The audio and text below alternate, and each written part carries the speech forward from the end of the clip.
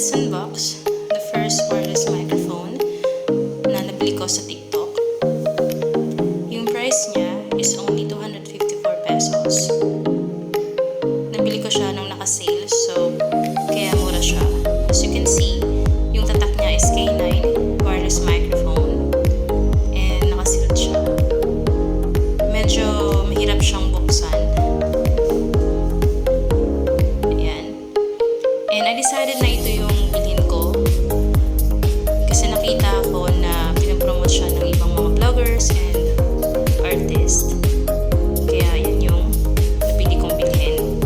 And this is for iOS or